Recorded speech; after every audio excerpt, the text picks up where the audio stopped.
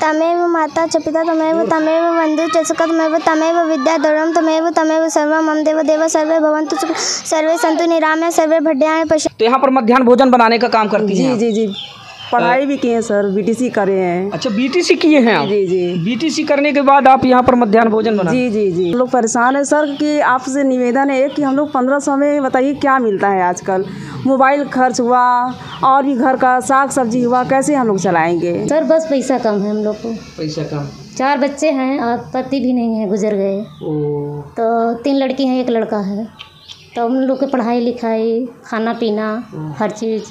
अब बच्ची बड़ी हो गई, उनकी शादी ब्याह की दिक्कत है। सरकार के द्वारा आप लोगों को कम से कम कितनी सैलरी मिलनी चाहिए? 6000 होना चाहिए कम से कम। कम से कम 6000 गुजर हो जाए। उत्तर प्रदेश में सरकारी शिक्षा व्यवस्था को लेकर हमेशा सवाल खड़े होते चले आए हैं। ऐसे में कहा जाता है कि सरकारी विद्यालय में लोग अपने बच्चों को भेजना अब कम पसंद करते हैं, क्योंकि सरकारी विद्यालयों में अब अध्यापकों की उपस्थिति समय व नियमानुसार नहीं होती है, या अब शिक्षण कार्य में उतना ज़्यादा ध्यान नहीं देते हैं। कभी मिड डे मील से संबंधित यानी मध्याह्न भोजन से संबंधित समस्याएं आती हैं, तो कभी शिक्षा से जुड़ी बहुत सारी समस्याएं आती हैं। तो इस तरह के सवाल आए दिन जो है उत्तर प्रदेश सरकार की शिक्षण प्रणाली पर जो है खड़े होते नज़र आते हैं। तो ऐसे में आज हम हाल माहौल जानने के लिए मौजूद हैं प्राथमिक विद्यालय चकबबुरा विकासखंड चाका जनपद प्रयागराज में। नमस्कार, मैं हूं आर.के. निषाद और आप देख रहे हैं दर्शक न्यूज़ 24। तो दोस्तों, आज हम फिर मौजूद हैं एक सरकारी विद्यालय के हाल माहौल जानने के लिए कि क्या है यहाँ के हाल माहौल और यहाँ का शिक्षण कार्य कैसा चल रहा है, विद्यालय की जो सरकारी समुचित सुव्यवस्थाएँ हैं वो हैं या नहीं हैं, या फिर आज भी लोग अपने बच्चों को सरकारी विद्यालय में भेजना पसंद करते हैं या नहीं करते। क्योंकि जिस जगह पर आज हम खड़े हैं ये जगह जो है प्रयागराज जनपद की घनी आबादी के चकाचौंध के बीच में मौजूद है, जहां पर महज 10 कदम की दूरी पर छोटे व बड़े निजी शिक्षण संस्थान मौजूद हैं, जहां पर लोग अपने बच्चों को ज़्यादा भेजना पसंद करते हैं। ऐसे में शहर की घनी आबादी के बीच बना ये विद्यालय क्या आज भी शिक्षण कार्य की ओर अग्रसित है या नहीं है, तो इस विद्यालय से संबंधित बहुत सारी बातें हैं जिसका अवलोकन हम आपको निरंतर करवाएंगे। तो आइए सीधा लेकर चलते हैं विद्यालय प्रांगण के अंदर और देखते हैं क्या है नज़ारा विद्यालय का। तो आप हमारे साथ खबरों में बने रहिए और हम चलेंगे अंदर और विद्यालय में जो है अभी हम दिखाएंगे कि क्या है यहाँ का माहौल और क्या है यहाँ पर शिक्षा का स्तर। वैसे अगर विद्यालय की बात करें दोस्तों, तो यहाँ पर आप देख सकते हैं कि अभी तो फ़िलहाल जो यहाँ का नज़ारा है बहुत ही अच्छा, बहुत ही सुंदर। यानी कि जिस तरह से एक विद्यालय होना चाहिए, जिस तरह विद्यालय होना चाहिए बिल्कुल उसी तरह साफ़ सुथरा विद्यालय है। और विद्यालय में अगर हम बात करें तो आप देख सकते हैं कि यहाँ पर बच्चों के खेलने के लिए ये झूला वगैरह और ये बहुत अच्छे तरीके से जो है बनाए गए हैं। और विद्यालय का जो कायाकल्प है दोस्तों वो बेहतरीन तरीके से किया गया है। अगर हम बात करें तो इधर देख सकते हैं क्यारियाँ हैं और पेड़ हैं, पौधे हैं, और इधर आप देख सकते हैं ये जो है एक मास्टर साहब हैं, वो बच्चों को जो है खिलाते नज़र आ रहे हैं। बच्चे भी बहुत ज़्यादा इंटरेस्ट कर रहे हैं, आप देख सकते हैं इधर। और चलिए आगे बढ़ते हैं, हम आपको दिखाते हैं विद्यालय का जो नज़ारा है दोस्तों। हकीकत में वो तो जो है मंत्रमुग्ध कर देने वाला है। ऐसा लगता है कि ये निजी शिक्षण संस्थान को मात देता ये विद्यालय है। बहुत ही सुंदर, बहुत ही आकर्षक दिख रहा है। और यहाँ पर अगर साफ़ सफाई की बात करें तो बहुत ही ज़्यादा है। और मतलब कि अगर हम बात करें तो उचित यहाँ पर जो है साफ़ सफाई है। और ऐसे में ये देख सकते हैं ये बच्चे हैं, तो ये इधर आप देख सकते हैं ये हमारे साथ मास्टर साहब। जी क्या हाल चाल है? बस बढ़िया है भाई। अच्छा, ये बताइए ये सरकारी विद्यालय कौन सा विद्यालय है? सबसे पहले तो विद्यालय का पता और ये जगह बताएं। ये प्राथमिक विद्यालय चकबबुरा, जैसा कि आप देख पा रहे हैं यहाँ पेंट भी किया गया है। प्राथमिक विद्यालय चकबबुरा विकासखंड चाका जनपद प्रयागराज का विद्यालय, परिषद का विद्यालय हमारा सरकारी विद्यालय है और ये एडीए नैनी में स्थित है। आपका परिचय? मैं बिमलेश तिवारी, प्रधान अध्यापक यहाँ पे कार्यरत हूँ। जी। तो मास्टर साहब, जैसा कि आज हम दिखाने के लिए लोगों को सच्चाई निकले हैं प्रयागराज शहर की घनी आबादी के चकाचौंध के बीच में स्थित ये विद्यालय, जहां पर आप देख रहे हैं कि महज 10 कदम की दूरी पर निजी छोटे व बड़े शिक्षण संस्थान मौजूद हैं। तो ऐसे में क्या लगता है कि आज भी लोग उतना ज़्यादा रुचि रखते हैं अपने बच्चों को सरकारी विद्यालय में भेजने के लिए? देखिए, आपने बहुत ही श्रेष्ठ प्रश्न आज के परिवेश के हिसाब से आपने उठाया है। यद्यपि हमारे एडीए के हर गली कूचे में प्राइवेट स्कूल, गैर मान्यता प्राप्त, कुछ मान्यता प्राप्त भी विद्यालय हैं जी। 1 अप्रैल 2017 को मैं कुराऊं से 15 साल कुराऊं में पदस्थापित था। उसके बाद से मैंने जी तोड़ यहाँ पे मेहनत किया, और जैसा कि आप परिषदीय विद्यालयों की अन्य तुलना करेंगे तो निश्चित रूप से मैं गर्व के साथ कह सकता हूँ कि मेरा विद्यालय बेहतर है। और अभिभावकों में अगर विश्वास हम पैदा करेंगे तो निश्चित रूप से ऐसे विषम परिस्थिति में अगल बगल के 1-1 करोड़ 2-2 करोड़ की बिल्डिंग है, यहाँ की एक भी बच्चे मेरे नहीं हैं। जो चुरमुरा बेचता है उसका भी बच्चा प्राइवेट में पढ़ना चाहता है। फिर भी मैंने इतना मेहनत किया है, हमारा स्टाफ मेहनत किया है कि सरपतहिया और इधर साजीपुर, काजीपुर, जहाँ की प्योर ये नगरीय सीमा में आता है काजीपुर, उसके बावजूद वहाँ के बच्चे हमारे यहाँ आते हैं। अगर ईमानदारी के साथ मेहनत की जाएगी, अभिभावकों का विश्वास जीता जाएगा, तो निश्चित रूप से ये संख्या आपको बता रही है। भले ही बहुत ज़्यादा नहीं है, लेकिन तब भी 120 की छात्र संख्या हमारी पर्याप्त तो हम कह सकते हैं, क्योंकि एडीए में जब मैं आया था तो हमको 72 की छात्र संख्या प्राप्त हुई थी, लेकिन आज हमने उसको खींच के 120 तक ले गए। अभी कंटिन्यू प्रवेश चल भी रहे हैं, और गर्व के साथ कहता हूं कि हमारा विद्यालय सर्वश्रेष्ठ नहीं तो उत्तम की श्रेणी में है। और उम्मीद करता हूं कि आप लोग भी इसका प्रचार प्रसार करेंगे तो हमारा और जो है क्रियान्वयन सफल होगा। बहुत बड़ी बात है दोस्तों। हम अगर बात करें तो बता दें कि जिस जगह पर हम खड़े हैं प्राथमिक विद्यालय चकबबुरा है, जनपद प्रयागराज में, जो कि स्थापित है। और यहाँ की बात करें दोस्तों तो महज 10 कदम की दूरी पर निजी छोटे व बड़े शिक्षण संस्थान हैं, जहाँ पर आज के दौर में लोग अपने बच्चों को, चाहे वो गरीब से गरीब तबके के घराने का बच्चा हो, लोग अपने बच्चे को निजी शिक्षण संस्थान में भेजना पसंद करते हैं। तो ऐसे में शहर की घनी आबादी की चकाचौंध के बीच में ये स्थापित प्राथमिक विद्यालय,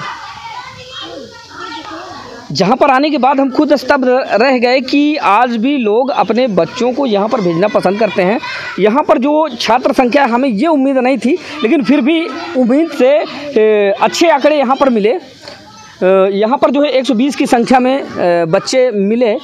हालांकि ये नहीं नकारा जा सकता है कि यहाँ पर जो है बच्चे पढ़ने नहीं आते हैं या यहाँ पर शिक्षण कार्य ठीक ठाक नहीं होता है, लेकिन ये एक मास्टर साहब हैं, इन्होंने बताया कि जो है हमने निरंतर अभिभावकों का विश्वास जीतने के लिए जो हमने एक मुहिम चलाई, एक बीड़ा उठाया, जिसमें हम लोग सफल होते दिख रहे हैं।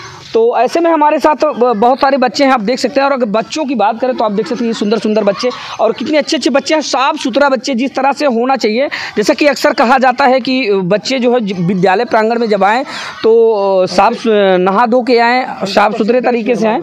और ये फुल ड्रेस में है, ये बच्चे देख सकते हैं, ये फुल ड्रेसेस में है। जो भी यूपी गवर्नमेंट की गाइडलाइन के हिसाब से जो इनको जो है यूनिफॉर्म उपलब्ध कराया गया, उस यूनिफॉर्म में ये बच्चे हैं, और बिल्कुल साफ़ सुथरा। बच्चों, नाखून वगैरह काटते हैं आप लोग समय से? काटते हैं? Yes sir. कौन बताता है ऐसा करने के लिए? कौन बताता है बेटा? इधर आ जाओ, ऐसे ऐसे। हाँ, क्या नाम हुआ आपका? श्रेया शर्मा। इधर देखो बेटा, इधर कैमरे में देखो। हाँ, क्या नाम है आपका? श्रेया शर्मा। श्रेया जी, यहाँ पढ़ने कौन भेजता है बेटा? घर वाले आपके भेजते हैं या फिर?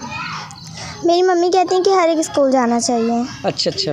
तो क्या यहाँ पर पढ़ाई वगैरह होती ठीक ठाक? हाँ, बहुत अच्छी पढ़ाई होती है यहाँ पे। अच्छा, ये बताइए, अगर हम आपके सर की बात करें तो सर कितने बजे स्कूल आते हैं सुबह? सर 7 बजे से पहले ही हम लोग के सर स्कूल आ जाते हैं। 7 बजे आ जाते हैं? यस। क्या बजे? और स्कूल खुलने का टाइम क्या है बेटा? 7:30 बजे प्रार्थना होती है। 7:30 बजे। चलिए ठीक। तो 7:30 बजे के पहले जो आपके विद्यालय के अध्यापक हैं वो आ जाते हैं समय से? हाँ। शिक्षा कार्य कैसा हो रहा है यहाँ पर? बहुत अच्छा। बहुत अच्छा। आप कौन सी कक्षा में बेटा? 5 में। 5वीं में है। क्या क्या आता है आपको? Hindi, Sanskrit, English, maths. सब कुछ आता है? संस्कृत में श्लोक सुना दो। संस्कृत भी आती है? हाँ। अच्छा, संस्कृत में कोई श्लोक सुनाए? तमेव माता च पिता तमेव तमेव बन्धु च सखा तमेव विद्या द्रविणं तमेव सर्वं मम देव देव सर्वे भवन्तु सर्वे सन्तु निरामया सर्वे भद्राणि पश्यन्तु मां कश्चित् दुर्भाग् भवेत्। बहुत सुंदर दोस्तों, ये हमने आपको बताया कि हम इस वक्त जो है हमने बताया कि उस जो है जगह पर मौजूद है जहाँ से लोग दूर भागते नज़र आते हैं, लोग कतराते नज़र आते हैं। तो कहीं ना कहीं सवाल भी खड़े होते हैं, उत्तर प्रदेश की सरकारी शिक्षा प्रणाली पर सवाल भी खड़े होते हैं और लोगों का अक्सर जो है सीधा इल्ज़ाम होता है कि वहाँ पर अध्यापक जो है कोई व्हाट्सएप में चैटिंग करता मिलता है, कोई फेसबुक पे चैटिंग करता मिलता है, बच्चों को जो है पढ़ाया नहीं जाता अच्छे से और बच्चों की पढ़ाई पर ध्यान नहीं दिया जाता है। कहीं मध्याह्न भोजन की शिकायतें जो है सामने उभर कर आती हैं, तो कभी बच्चों को मारने पीटने की समस्याएं उभर कर सामने आती हैं, तो कभी बच्चों को प्रताड़ित करने की समस्याएं सामने आती हैं। तो और कभी कभी ऐसा भी होता है कि लोग कहते हैं कि जो विद्यालय के संबंधित अध्यापक हैं या अध्यापिकाएं हैं उनके द्वारा बच्चों को गाइड नहीं किया जाता, शिष्टाचार नहीं सिखाया जाता है, नैतिकता नहीं सिखाई जाती है या फिर उनको समुचित शिक्षा नहीं प्रदान की जाती है। तो ऐसे में आज हम एक मिसाल आपके सामने पेश कर रहे हैं। अभी तो ये एक बच्ची है जिनसे हमने अभी आपको रूबरू करवाया, तो बहुत सारे यहाँ पर हमारे साथ बच्चे हैं, सबसे मिलाने का काम करेंगे हम बारी बारी से और सबसे पूछेंगे कि दरअसल यहाँ पर जो शिक्षा का ग्राफ है वो है कैसा और हकीकत में जो सरकारी विद्यालय को लोग कोसते हैं और तमाम तरह के सवाल खड़े करते हैं, उनके सवालों में कितनी सच्चाई है या फिर कवरेज के दौरान कुछ अलग देखने को मिलता है। तो जैसे कि अभी इस बच्ची ने, ये 5वीं की छात्रा है और इसने संस्कृत में एक श्लोक सुनाया और भी हम कुछ पूछना चाहेंगे इनसे, जो है जानकारी लेना चाहेंगे और इसके बाद हम जो है आपको दिखाएंगे विद्यालय का क्या। अच्छा, अपने उत्तर प्रदेश का मुख्यमंत्री कौन है? उत्तर प्रदेश के मुख्यमंत्री जी Shri Yogi Adityanath ji. Good, very good. और प्रधानमंत्री कौन है बेटा देश के? श्री नरेंद्र मोदी जी। गुड। अच्छा, राजधानी क्या है उत्तर प्रदेश की? उत्तर प्रदेश लखनऊ। और लखनऊ की राजधानी बेटा? सर लखनऊ की नहीं पता। लखनऊ की नहीं, चलिए ठीक है, बहुत अच्छा प्रयास रहा, बहुत अच्छा प्रयास है। मतलब कि हम बात करें तो एक प्रकार से बहुत ही अच्छी पहल है यहाँ पर जो है। क्या नाम है बेटा? गुलनाज। क्या नाम है? गुलनाज। गुलनाज बेटिया कौन सी कक्षा में हैं आप? 3 में। पढ़ाई यहाँ पर ठीक ठाक होती है? यस। टेबल कितना आता है आपको? मुझे 5 तक। 5 का ही सुना दीजिए। 5 1 5, 5 2 10, 5 3 50, 5 4 20, 5 5 25, 5 6 30, 5 7 35, 5 8 40, 5 9 45, 5 10 50। गुड। संस्कृत भी पढ़ाई जाती है? संस्कृत में क्या आता है बेटा आपको? संस्कृत देवी सरस्वती तप पद कमलम अहम नमामि वयम नमामः माता देवी सद्गुण ज्ञानम अहम नमामि वयम नमामः देवी शारदे तपसिन कटम अहम पठामि वयम पठामः। Good, very good. सुन रहे हैं ये बच्चे हैं जो है, लेकिन ठीक है, बहुत अच्छी पहल है। और इस विद्यालय में आने के बाद हकीकत में मुझे भी ऐसा लगता है कि मैं सही जगह पर आया हूँ, क्योंकि जहाँ पर शिक्षण प्रणाली पर जो है सवाल खड़े होते हैं, वहीं यहाँ पर बच्चे जो हैं, जो बच्चों की जो खुशियाँ हमने देखी और यहाँ पर निरंतर बच्चे जो है कितना ज़्यादा, अगर यहाँ से बात करें जो यहाँ के अध्यापक हैं उनसे बिल्कुल जो है फ्रेंडली हैं।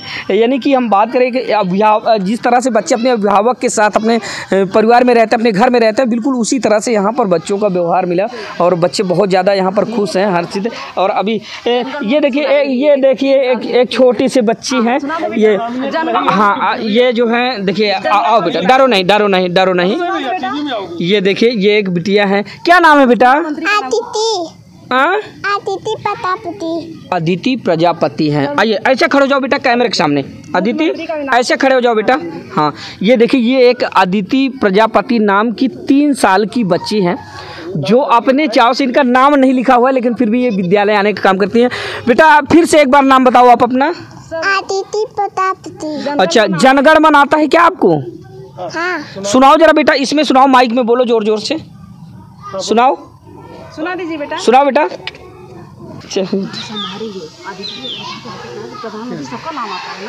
चलिए ठीक है, तो हमारे साथ बने रहिए। यहाँ पर बहुत सारे बच्चे हमारे साथ अभी इनकी कक्षा में, बच्चे आप लोग अपनी अपनी कक्षा में चलें, अपनी क्लास में चलें और फिर वहाँ पर हम आते हैं और सबसे जो है मिलते हैं और मिलाने का काम करेंगे ये। लेकिन अभी विद्यालय का जो नज़ारा है वो दोस्तों हम आपको दिखा रहे हैं कि विद्यालय का कितना खूबसूरत नज़ारा है।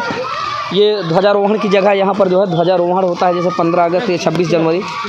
लेकिन ये थोड़ा सा, ये देखिए बिल्कुल गलत बात है। यहाँ पर एक ये कमी हमें जो है देखने को मिली, यहाँ पर जो है छिलका यानी कि कूड़ा कचरा जो है उस पर विशेष ध्यान दिया जाए, ये अक्सर जो है ये चीज़ देखने को मिली।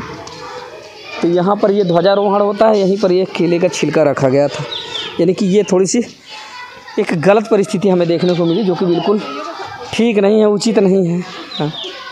और अभी हम निरंतर आगे बढ़ने का काम करते हैं। ये संकुल भवन है, इधर आप देख सकते हैं।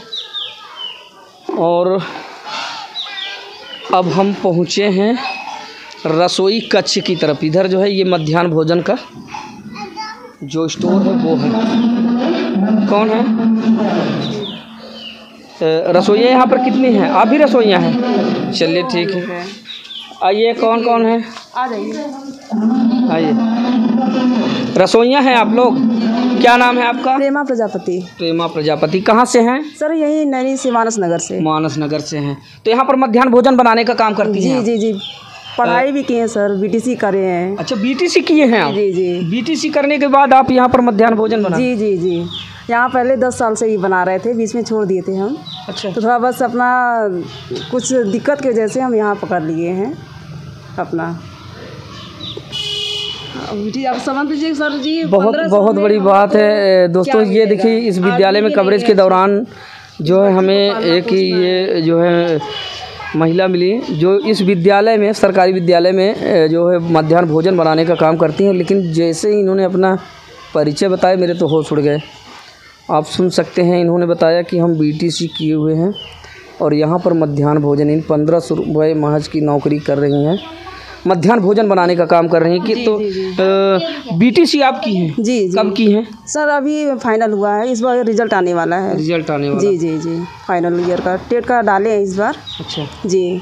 और हाँ, मेन चीज़ क्या है कि हमारा जैसे यहाँ पे आते हैं तो कुछ बच्चों को भी अपना हैंडल हो जाता है। पढ़ाने का बहुत शौक है। पढ़ाने हाँ, और शिक्षण कार्य करने का बहुत शौक है। आप बच्चों को पढ़ाती भी हैं आप? जी जी। और ये हमारी बेटी भी है, ये अपना इसी में अपना ये बच्ची है? जी जी, बेटी भी हमारी।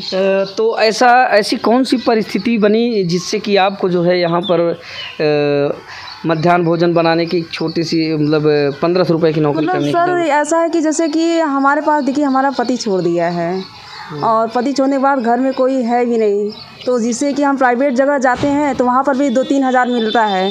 उससे अच्छा हमको यही लगा कि अपना यहाँ पे जो है 1500 मिल भी रहा है, कुछ हमारा हम बच्चों को भी अपना हैंडल कर लेते हैं। अब से क्या है कि हमको ज्ञान मिलता है। परित्यक्ता हैं आप? जी जी जी जी। और सर ये देखिए, ये परित्यक्ता हैं। इनकी एक छोटी सी बच्ची है, मासूम बच्ची है, और इनको जो है इनके पति ने छोड़ दिया, तलाक दे दिया। जी जी जी। तलाक हुआ है? नहीं, अभी कोर्ट कचहरी चल रहा है, वो कुछ भी नहीं देते हैं पैसा। अच्छा। कोई खर्चा नहीं देते हैं। और समझिए इसीलिए बस हम लोग परेशान हैं सर कि आपसे निवेदन है कि हम लोग 1500 में बताइए क्या मिलता है आजकल। मोबाइल खर्च हुआ और भी घर का साग सब्जी हुआ, कैसे हम लोग चलाएंगे? यानी कि बस समुचित जो है सैलरी नहीं मिल पाती आप लोगों को, जिससे कि परिवार का जीवन यापन हो पाए। अगर समझिए 1500 क्या है सर जी, 6 महीने में आता है, फरवरी का पैसा आया हुआ है। और सोचिए कि अभी तक पैसा आया नहीं, हम लोग कैसे खर्चा चलाते हैं? स्कूल के भरोसे से हम लोग कुछ भी नहीं चल पाता है। अगर हम लोग साइड से कुछ ना करें तो हम लोग को कुछ भी खर्चा नहीं चलने वाला। तो ऐसा क्या, ये सही बात है? ऐसा नहीं होना चाहिए। ठीक है। ये देखिए, एक बहुत बड़ी बात सामने आई है, जैसा कि इन्होंने बताया कि महज 1500 रुपये मंथली जो इनको सैलरी मिलती है। और आज की समय पर वास्तव में अगर हम देखा जाए तो 1500 रुपये पर मंथ ना के बराबर है, क्योंकि साधारण से साधारण खर्चा जो है 1500 रुपये में महज पूरा नहीं हो सकता। इन्होंने अपनी व्यथा बताई कि 1500 रुपये में, अब पहली बात तो ये परित्यक्ता है, इनके पति ने इनको छोड़ दिया है और अभी उससे संबंधित कोर्ट में जो है मामले चल रहे हैं। तो उधर से इनको किसी भी तरह का कोई सहारा नहीं मिलता है या कोई जो है भत्ता नहीं मिलता है। इनके साथ एक छोटी सी बच्ची है, अपनी बच्ची का और अपना भरण पोषण करने के लिए ये प्राथमिक विद्यालय में जो है बतौर मध्याह्न भोजन बनाने का काम कर रही हैं और महज 1500 रुपये की नौकरी है। 1500 रुपये में इनका कहना है कि हमारे बच्ची का बिल्कुल भी भरण पोषण या गुजारा नहीं हो पाता है, क्योंकि जिस तरह से महंगाई का दौर है, आप जान रहे हैं कि गैस सिलेंडर के दाम इतने ज़्यादा, साग सब्जी के दाम इतने ज़्यादा, यानी हर चीज़ की अगर हम बात करें तो हर चीज़ में जो है हर चीज़ के दामों में इजाफा हुआ है। तो उसके हिसाब से इनका भत्ता नहीं, तो इनका कहना ये है कि हमें जो है जी कम से कम जो हम लोग के रसोइयों को जो है 5000 या 8000 ऐसे ही मिलना चाहिए सर, क्योंकि किसी के भरोसे पर रख के कब तक कोई काम करेगा? रिश्तेदार भी है तो कब तक कोई चलाएगा अपना खर्च, है ना? तो यही चीज़ है कि सरकार से निवेदन है कि कम से कम हम लोग का जो है 5,000 या 10,000 हो जाए, जिससे कि अपना एक सेल्फ डिपेंड इंसान हो सकता है अपने ऊपर। ये चीज़ अगर हम बात करें यहाँ पर जो मध्याह्न भोजन आप बनाती हैं तो इसका मेनू क्या है? मेनू क्या है सर जी, ये सोमवार को सब्जी रोटी है, मंगलवार को दाल चावल है, बुध को जो है तहरी है और दूध मिलता है, और शुक्रवार को तहरी है, शनिवार को सब्जी चावल है, फल भी मिलता है सोमवार को। फल भी जी मिलता है ना, ये बात सही है। डेली मिलता है सर। मिलता है जी। किसी चीज में कोई कटौती नहीं होती? नहीं सर, हमारे यहाँ समुचित बच्चों को दिया जाता है। जी, सबको हम लोग मतलब कि पेट भर के, ऐसा नहीं कि उन लोगों को बस ऐसा खिला जाए, हम लोग पेट भर के खिलाते हैं। और यहाँ पर जो अध्यापक वगैरह हैं जी, तो उनका व्यवहार कैसा है, कार्य व्यवहार कैसा है आप लोगों के प्रति? सबका अच्छा है। या फिर कभी ऐसा भी होता है कि आप मध्याह्न भोजन बनाने वाली महिला हैं तो उतना ज़्यादा सम्मान ना देना, ऐसा? नहीं सर, यहाँ पे सब अच्छा है, सब ठीक जी, सब ठीक है बस। चलिए ठीक है। तो ये हमारे साथ और है महिला। क्या नाम हुआ आपका? मेरा कुसुम देवी नाम है। कहाँ से हैं? हम सर सरगम से हैं। सरगम ये दोग नगर नई बाजार। अच्छा। तो यहाँ पर मध्याह्न भोजन बनाने का काम करते हैं? हाँ। तो लगभग कितने साल से नौकरी कर रही हैं? हम यहाँ 15-16 साल से हैं। 15-16 साल से? तब 1,000 था। तब 1,000? हाँ। अभी कितना मिल रहा है? अभी 1,500। तो क्या दिक्कतें आ रही हैं आपको? सर बस पैसा कम है हम लोग को। पैसा कम? 4 बच्चे हैं और पति भी नहीं है, गुजर गए। तो 3 लड़की हैं, 1 लड़का है। तो उन लोग की पढ़ाई लिखाई, खाना पीना, हर चीज़। अब बच्ची बड़ी हो गई, उनकी शादी ब्याह की दिक्कत है। शहर में सुन रहे हैं व्यथा, ये सरकारी विद्यालय का मध्याह्न भोजन बनाने वाली महिलाएं हैं और इनसे हमने मिलाया तो वो परित्यक्त हैं, इनसे हमने मिलाया तो ये जो है विधवा हैं, इनके पति नहीं रहे। और इन्होंने बताया कि हमारे 4 बच्चे हैं, जिसमें से कि बेटियां जो है शादी करने योग्य हो गई हैं, अभी उनकी शादी करना है, और महज 1,500 रुपये की नौकरी यहाँ पर कर रही हैं, जिससे इनका और इनके परिवार का भरण पोषण नहीं हो पाता है। और अभी इस बात को लेकर ये काफ़ी तनाव में और चिंता में भी रहती हैं कि किस तरह से मैनेज करेंगे हम अपनी बच्ची की शादी और किस तरह से परिवार का खर्चा चलाएं। तो बड़ी विषम परिस्थिति है दोस्तों। हकीकत में जो लोग मतलब निरर्थक जो है सरकारी धन का बंदर बांट करते हैं, वैसे में जो है ऐसे लोगों को समुचित लाभ मिलना चाहिए, समुचित सैलरी इनकी होनी चाहिए, जिससे इनका पारिवारिक गुजारा भत्ता जो है चल सके। जैसे सफाई कर्मी भी होना चाहिए। हाँ, हम लोग यहाँ सफाई कर्मी नहीं है यहाँ पे? नहीं सर, ये चीज़ हम कहना चाहते हैं कि स्कूलों में जैसे सिर्फ रसोइयाँ खाना बनाती हैं, मात्र सरकार अगर 3 घंटे का समय देती है तो हम लोग को 3 घंटे ही रहना चाहिए, लेकिन हम लोग यहाँ पे सारा दिन जो है 1:30 बजे तक रहते हैं, हम लोग का कोई काम नहीं है सर। तो उसका समझ लीजिए कि उसका तो कोई हम लोग का पैसा मिलता नहीं है सर। ये हाँ, ये बहुत बड़ी बात सामने आई। ये मध्याह्न भोजन बनाने का टाइम क्या है आपका? हम लोग का जो है सुबह 7 बजे से लेकर के और ये मतलब 1:30 बजे तक हम लोग रहते हैं, लेकिन 10 बजे लंच हो जाता है। खाने पीने का काम बस इतना ही रहता है। तो कितने घंटा रहना पड़ता है आपको? हम लोग सर जो है मेन चीज़ क्या है कि हम जो है उत्तर प्रदेश के अध्यक्ष भी हैं। MDM जो रसोइयाँ काम करती हैं, इन सभी उत्तर प्रदेश को रसोइयों को ले जा करके 3 लाख रसोइयाँ हैं हमारी, इनको मैं लखनऊ दिल्ली लेकर के जाती हूँ। उसमें भी हमारा जो है चर्चा चलता है। तो उसमें हम लोग पहले 1,000 मिलता था, अब काफ़ी लड़ाई धरना हम लोग करते करते अब 1,500 हुआ है।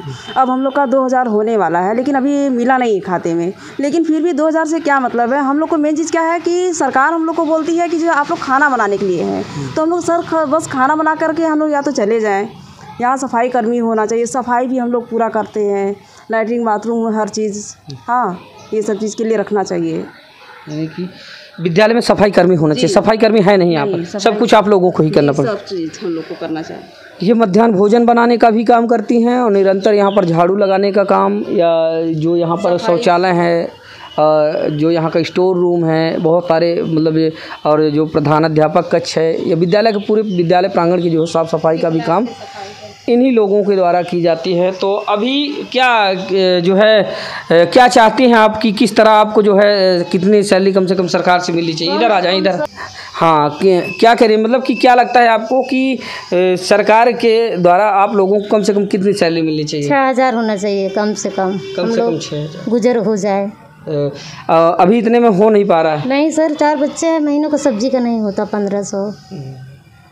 कहाँ से उन लोगों को पढ़ाएंगे लिखाएंगे, कहाँ हमारे बच्चे पढ़ पाएंगे? बड़ी विषम परिस्थिति है दोस्तों। इस पर सरकार को एक बार ज़रूर अमल करना चाहिए, इस पर जो है विचार विमर्श करना चाहिए कि ऐसे कर्मचारी, क्योंकि नाम से ही पता चलता है विद्यालय में जो मध्याह्न भोजन बनाने वाली जो महिलाएं होती हैं तो सीधे तौर पर बेसहारा या निराश्रित जो महिलाएं होती हैं उनका चयन होता है। तो जब नाम से ही पता चलता है कि वो बेसहारा है, निराश्रित है, तो उसके अकॉर्डिंग उसको जो है तनख्वाह मिलनी चाहिए, सैलरी मिलनी चाहिए, ताकि उनका जो है जो उनका पारिवारिक जीवन यापन है वो सुचारू रूप से चल सके। यही नहीं हम लोग के साथ साथ जो है जैसे कि कोई भी यहाँ पे ड्यूटी लगती है, जैसे कि पल्स पोलियो का हो गया या आधार कार्ड बनना हुआ या फिर टीचरों का मीटिंग हुआ, तो काम उन लोग का है, रोका हम लोग को जाता है। अभी तो जो है अभी तो ठंडी है, अरे अभी तो गर्मी है, और जब ठंडी का समय आता है 3 बज जाता है स्कूल बंद होने में, लेकिन हम लोग को रुक जाते हैं। जैसे कोई टीचर आ गया, कोई अधिकारी या कोई भी आ गया, तो हम लोग को जैसे 5 बज जाता है, 6 बज जाता है, ऐसे। अभी समझ लीजिए आधार कार्ड बन रहा था, तो उन लोग का काम उन लोग का है, लेकिन हम लोग को जो है यहाँ पे 5 बजे तक रुके। ऐसा करने के लिए किसने कहा आपको? नहीं, जैसे कि वो लोग बोले कि कौन चाबी लेगा, कौन दरवाज़ा बंद करेगा, ये सब चीज़ की जिम्मेदारी है। कहा किसने इतनी देर रुकने के लिए? वो मतलब कि ये यहाँ के लोग नहीं, जैसे और भी सब लोग थे, टीचर लोग, वो लोग बोले कि भाई बाहरी लोग जो आए थे टीचर। चलिए ठीक है, अभी हम आपके किचन का माहौल देखेंगे।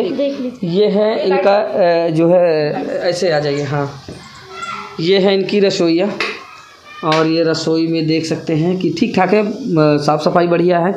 और आगे बढ़ के दिखाएं 1 मिनट। ये देख सकते हैं ये किचन में जो है इनके ये बढ़िया साफ़ सफाई है, और देखा जाए तो काफ़ी अच्छा और काफ़ी बढ़िया जो है यहाँ की व्यवस्थाएं हैं। व्यवस्थाएं तो ठीक है, लेकिन कुछ बातें जब ऐसे सामने आती हैं जिनको सुनने के बाद हकीकत में दोस्तों ऐसा लगता है कि ऐसा नहीं होना चाहिए था या ऐसा होना चाहिए।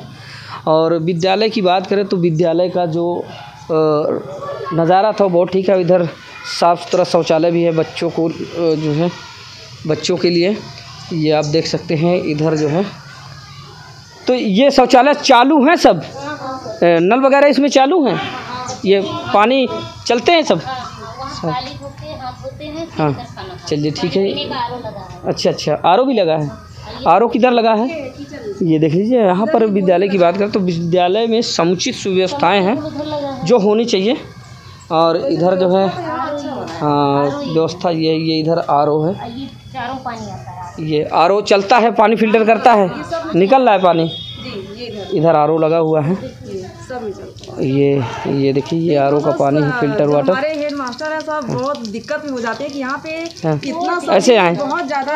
हाँ, क्या दिक्कतें आती हैं सर? हमारे जो हेड मास्टर हैं बहुत अच्छे हैं कि यहाँ पे व्यवस्था बहुत अच्छा बनाए, हर चीज़ का व्यवस्था। लेकिन जो यहाँ के अगल बगल के या चोर लोग हैं आकर के पूरा बिजली कनेक्शन काट दिए, उठा ले गए तार, फिर नल का पूरा स्टील का नल था सारे उठा ले गए। अच्छा। हाँ, और फिर जो है ये ताला वाला तोड़ देते हैं, फिर यही सब चोरी हो जाती है। फिर ये कितना कोई करे, इसमें सर परेशान रहते हैं, समझ लीजिए। बड़ी भीषण समस्या है। यहाँ पर चोरों का भी एक प्रकार से बोलबाला है।